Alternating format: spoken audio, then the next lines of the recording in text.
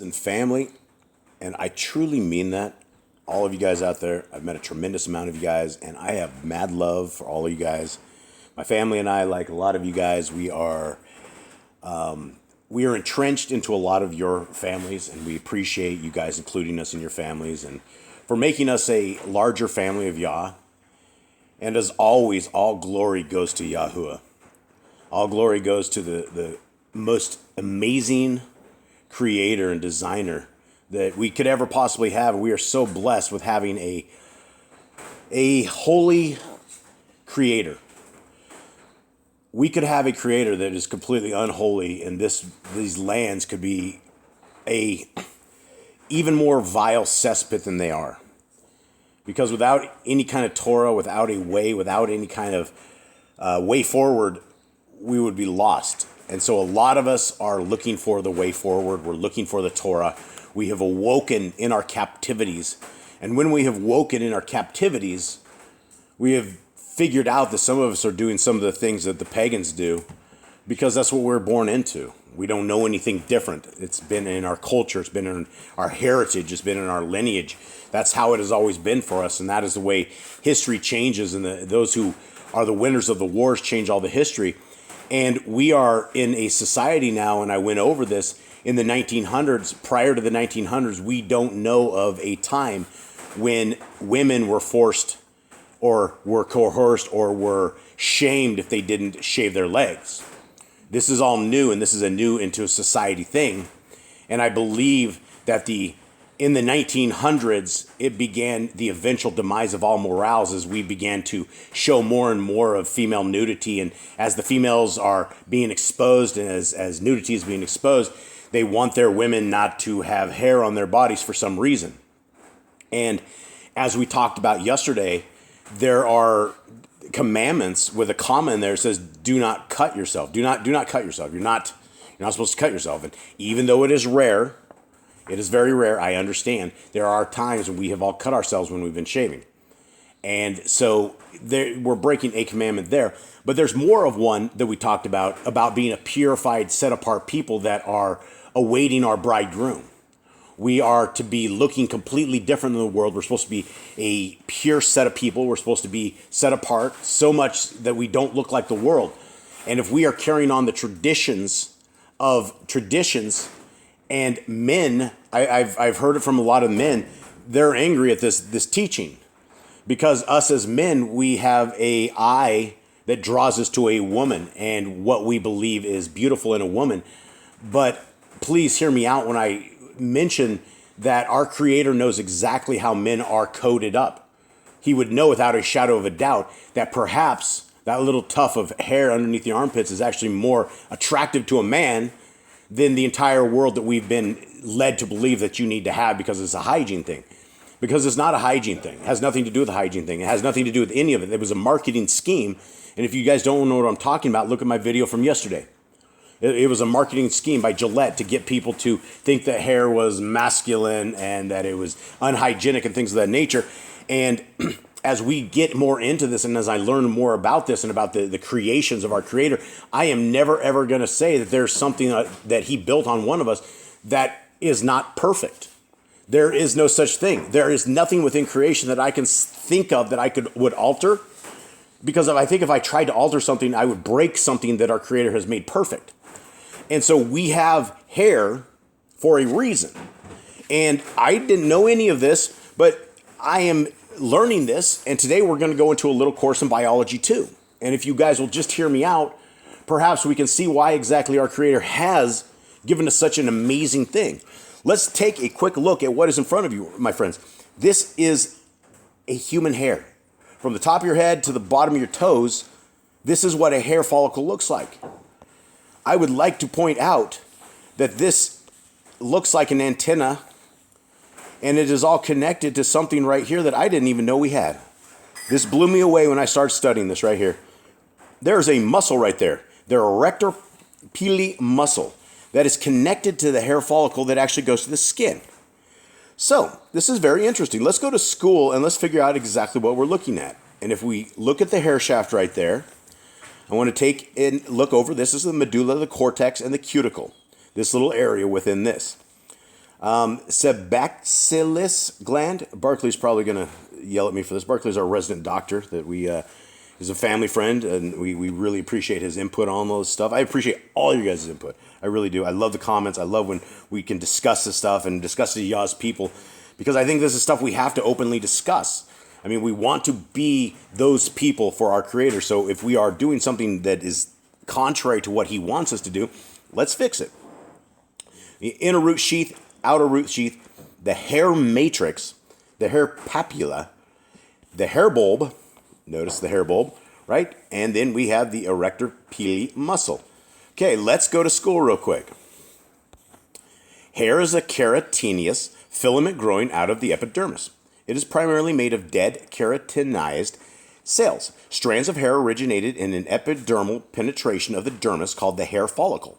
The hair shaft is the part of the hair not anchored to the follicle, and much of this is exposed at the skin surface.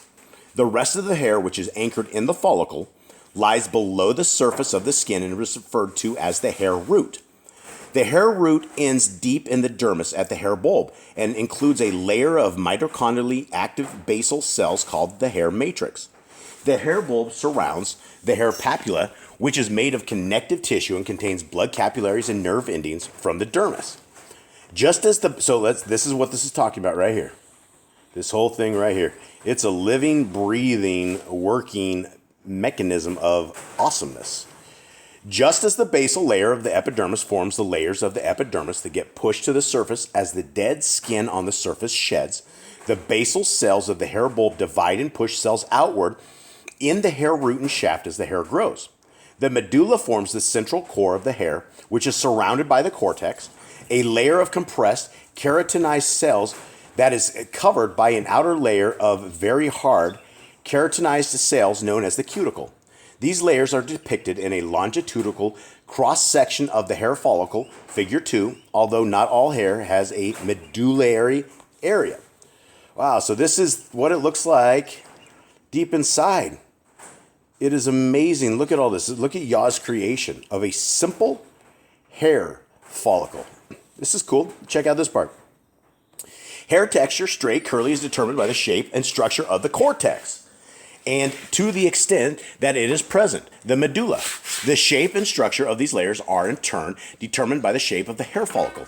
So, based upon something up here inside of this, the medulla, cortex, and cuticle area, is whether you have straight or curly hair. Wow, isn't that cool? The shape and structure of these layers are in turn determined by the shape of the hair follicle. Hair growth begins with the production of keratinocytes by the basal cells of the hair bulb. As new cells are deposited at the hair bulb, the hair shaft is pushed through the follicle toward the surface. Keratinization is completed as the cells are pushed to the skin surface to form the shaft of hair that is externally visible. The external hair is completely dead and composed entirely of keratin. For this reason, one hair does not have sensation. Furthermore, you can cut your hair or shave without damaging the hair structure because the cut is superficial. Most chemical hair removers also act superficially. However, electrolysis and yanking both attempt to destroy the hair bulb, so hair cannot regrow.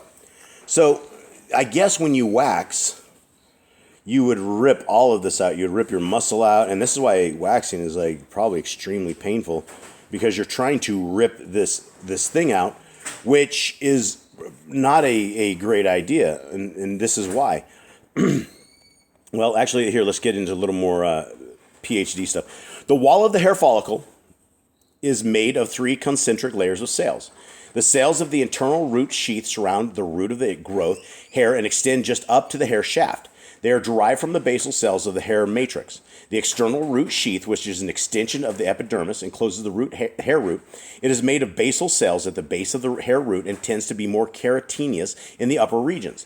The glassy membrane is a thick, clear connective tissue sheath covering the hair root, connecting to the tissue of the dermis. Now, this is very interesting right here, because this is where I see that, okay, so if you do not have hair, you're going to miss all of this right here. So hair serves a variety of functions, including protection, sensory input, thermoregulation, and communication. this is very important, guys. The hairs are a part of your body network. Like, they are meant to be there because it is a defense system. It is a way that you are protected, and without this, you are not protected. For example, hair of the head protects the skull from the sun. The hair in the nose and ears around the eyes defends the body by trapping and excluding dust particles that may contain allergens and microbes. Hair of the eyebrows prevents sweat and other particles from dripping into and bothering the eyes. Hair also has a sensory function due to sensory intervention by a hair root plexus surrounding the base of each hair follicle. Hair is extremely sensitive to air movement or other disturbances in the environment, much more so than the skin surface. So this is actually better defense than your skin. If you have hair, you are able to get foreign objects, probably figure them out first, because they're going to touch the outside layer of this hair, and it's going to go down to that muscle, and your skin is going to itch. You're going to notice something on you. It's time to get it off. Due to intervention of hair roots, hair is extremely sensitive to air movement or other disturbances in the environment, much more so than the skin surface. The feature is also useful for protection of the presence of insects or other potentially damaging substances on the skin's surface. Each hair root is connected to a smooth muscle called the Erector, Pili, that contracts in response to nerve signals from the sympathetic nervous system, making the external hair shaft stand up. The primary purpose for this is to trap a layer of air to add insulation. This is visible in humans as goosebumps, and even more obvious in animals, such as when a frightened cat raises its fur. Of course, this is much more obvious in organisms with a heavier coat. So I'm going to end there. I will leave this link in the text. You guys can go to your Lumen Learning. Of course, that name sounds pretty satanic in and of itself, but I think so is most of the education systems that are out there. So we will take what we can find here. But if you take a look at perfection, when you lose this on your legs, for example, here in the jungle, we have all sorts of stuff out here. And I believe that my protection of hair on my legs is going to add a lot of protection for me.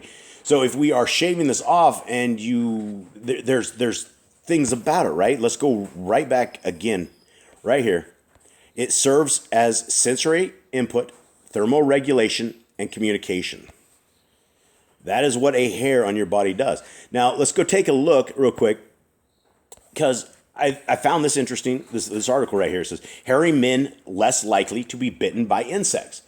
Now, this is only doing a study on hairy men because our tradition and our customs, at least here in North America, and I know that a lot of the world, is that women wouldn't have hair. So this study was them, and it says, according to new research, being hairy is a good thing if you don't want to be bitten by a mossy, that is. And I don't know what a mossy is. Must be something like a bug. I would have missed. Apparently, having lots of body hair makes it harder for biting insects such as mosquitoes and ants to get a good chomp on you. It also increases the chance of you noticing the bugs before they do any damage. The study involved 29 volunteers who had one arm shaved before a folly of hungry bed bugs were set up on them. The results showed that people with large amount of hair, both long hairs and tiny, almost translucent various hairs, were more protected, reports the Irish Independent. Our findings show that the more body hairs means better detection of parasites, said Professor Michael Silva Jothy from the University of Sheffield's Department of Animal and Plant Sciences. The hairs have nerves attached to them and provide us with the ability to detect displacement by forming a barrier and providing detection.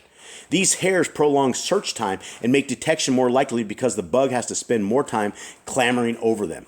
So men that are wanting our women to be silky, soft, and, without hair, I think we need to get over this taboo of this. I think it is a taboo. I think it is something that we have. It is normal to us, but it should be abnormal because we are leaving our women defenseless.